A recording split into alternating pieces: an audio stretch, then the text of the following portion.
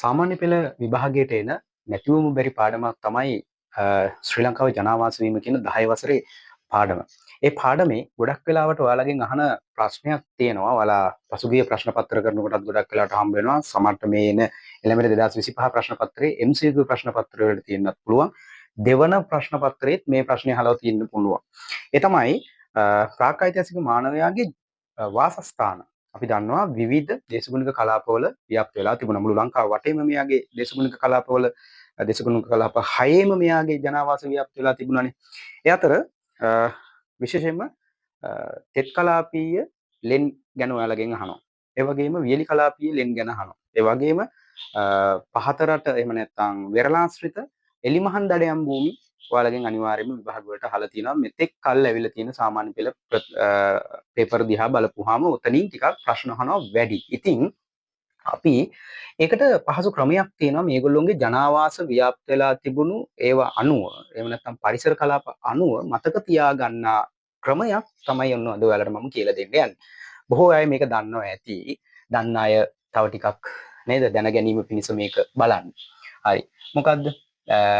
අපි දන්නවා පහතරට තෙත් කලාපීය ලෙන් තියෙනවා. තෙත් කලාපීය ලෙන් තියෙනවා. කඳුකර එලිමහන් දඩයම් භූමි තියෙනවා.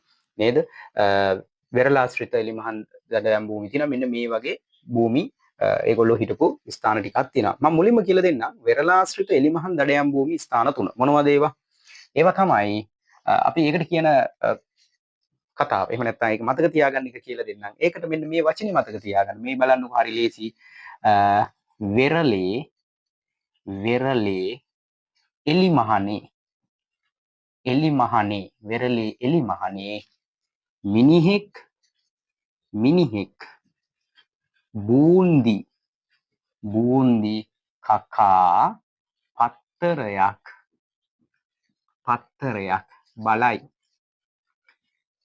බලයි නේද? වෙරළේ එලිමහනේ මිනිහෙක් බූන්දි කකා පත්තරයක් බලයි.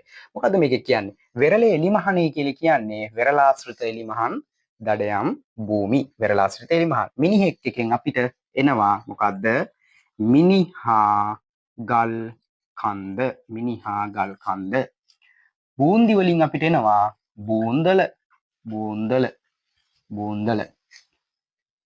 පත්තරයක් කියන එකෙන් එනවා පතිරාජ වෙල. ඉතින් මෙන්න මේ කියන ස්ථාන තුන තමයි වෙරළාශ්‍රිත එලිමහන් දඩයම් භූමි බවට පත් වෙන්නේ. ඔය එකක්. ඊළඟ එක බලමු.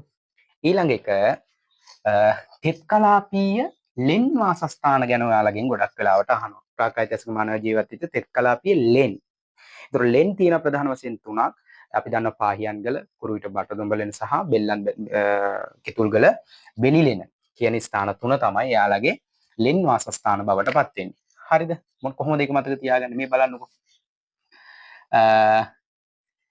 මොන බලන්න? තෙත් කාලේ එලිමහනේ බෙල්ලො පැලේ කියලා තියෙනවා වෙනම එකක්. ඒ ඇවිල්ලා බෙල්ලම්බන්දි පැලැස්ස. අපි ඒක ලියලිමුකෝ එහෙනම්. තෙත් කාලේ එලිමහනේ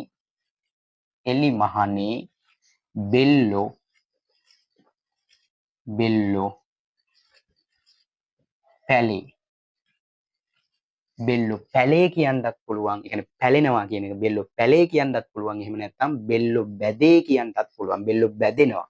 බදිනවා වගේ එහෙම එකක්. තෙත් කාලේ එලිමහනේ බෙල්ලො පැලේ. මොකද්ද ඒ කියන්නේ? තෙත් කාලේ එලිමහනේ කියලා කියන්නේ තෙත් කලාපීය එලිමහන් දඩයම් භූමි. මොනවද ඒවා? බෙල්ලන් බැඳි පැලැස්ස. බෙල්ලො පැලේ කියලා කියන්නේ බෙල්ලන් බැඳි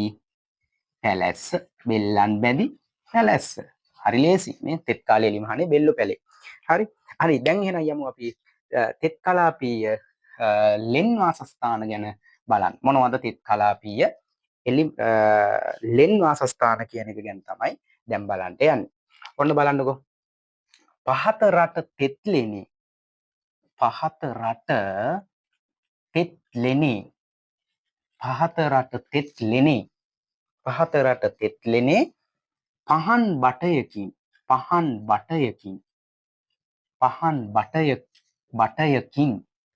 පහන් බටයකින් කිතුල් බෙලි පුච්චයි. පහත රට තෙත්ලෙනේ පහන් බටයකින් කිතුල් බෙලි පුච්චයි. කිතුල් බෙලි පුච්චනවා කියලා කියනවා පහන් බටයකින්. මොකද්ද මේ කියන්නේ? පහත රට තෙත්ලෙනේ අන්න පහත රට තෙත් කලාපීය ලෙන් ටික තියෙනවා. පහන් බටයකින් මොකද්ද පයන්නේ කියන්නේ? පාහියන්ගල පාහියන්ගල බටයකින් කියනකොට බයන්නෙන් එනවා බටදොඹ ලෙන බටදොඹ ලෙන කිතුල් බෙලි කිව්වහම කිතුල්ගල බෙලිලෙන බෙලිලෙන බලන්නකො පහතරට තෙත් කලාපේ තියෙන ලෙන් තුන තමයි මේක. පහතරට තෙත් ලෙනේ පහන් බටයකින් කිතුල් බෙලි පුච්චයි. කිතුල් බෙලි පුච්චයි නේද? ඉතින් මේකෙන් ඔයාලට පුළුවන් එහෙනම් මොකද්ද? මෙන්න මේ කියන පහතරට තෙත් කලාපීය ලෙන් ටිකක් හරින්වත් මතක තියාගන්න විභාගයට පිහිටක් වෙයි ඔයාලට මෙන්න මේ කියන වැකි ටික. රයිට්. ඊට පස්සේ ඊළඟ එක බලන්නකො. ඊට පස්සේ ලේසිම එක තමයි ඔයාලට කියලා දෙන්න යන්නේ. කඳුකර එලි මහන් දඩයම් භූමි දෙක. ගොඩක් වෙලාවට සාමාන්‍ය පෙළ විභාගයේ MCQ වලට තමයි මේක අහන්නේ. මොනවද ඒවා? කඳුකර එලි මහන් දඩයම් භූමි. මේ බලන්නකො. ඒක ලේසි. කන්ද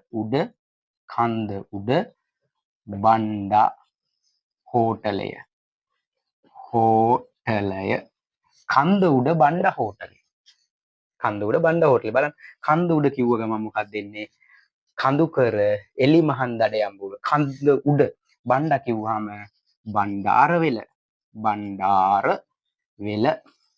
හෝටලය කිව්වහම හෝටන්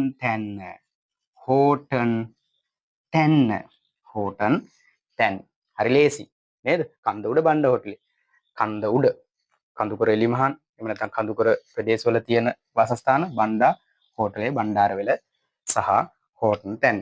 ඔන්න ඒකත් හරි. ඊළඟ එක තමයි වියලි කලාපීය ලෙන් තුනක් තියෙනවා.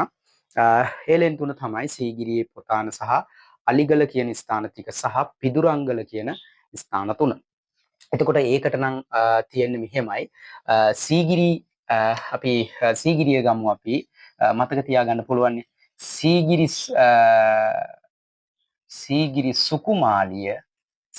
සුකුමාලිය අලිගල උඩ හිඳ පොතක්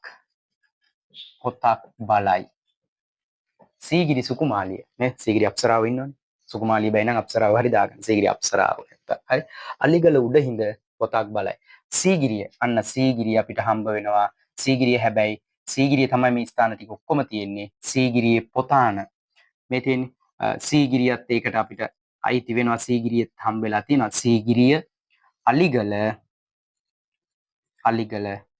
පොතාන හැබැයි මතක තියාගන්න ඕන සීගිරියේ පොතාන කියන්නේ දෙකම එකයි සීගිරිය තමයි පොතාන තියෙන්නේ තව එකක් මේක නැති එකක් මම ඔයාලට කියලා දෙනවා මෙතන ඒ තමයි පිදුරංගල මේ වැකියේ නෑ ඒක පිදුරංගල. ඒතර මේ පිදුරංගල ආදී කොටගත් අලිගල සීගිරිය අයින් කරන්නම් මෙතනින්. මොකද මම කියවනේ සීගිරියම තමයි පොතාන තියෙන්නේ කියලා. ඒතර මෙන්න මේ කියන තුන තමයි වියලි කලාපීය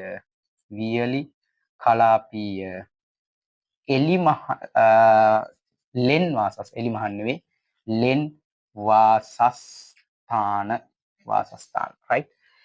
ඉතින් ඔන්න ඔය විදිහට තමයි මේ අයගේ වාසස්ථාන දේශගුණික අනුව කොහොමද තිබුණු වාසස්ථාන මතක තියාගන්නේ කියන එක පිළිබඳව පොඩි ඔයාලට පිටිවහලක් ලැබෙයි මේ ක්‍රම අනුගමනය කරන්න විභාගයට. ඇත්තටම මේවා වාසි සහගත වෙන අවස්ථා තියෙනවා ඕගොල්ලොන්ට. ඒ නිසා මේ වගේ පොඩි උදව්වක් ගන්න කියලා ඉල්ලනවා. ඒ වගේම තමයි මේ වගේ තව ඉතිහාසයේ අමාරු තැන් තියෙන තැන් ඇතුළත් වීඩියෝ එකක් අරගෙන එනතුරු අදට ඔබෙන් සමුගන්නවා. හැමෝටම සුබ දවසක්.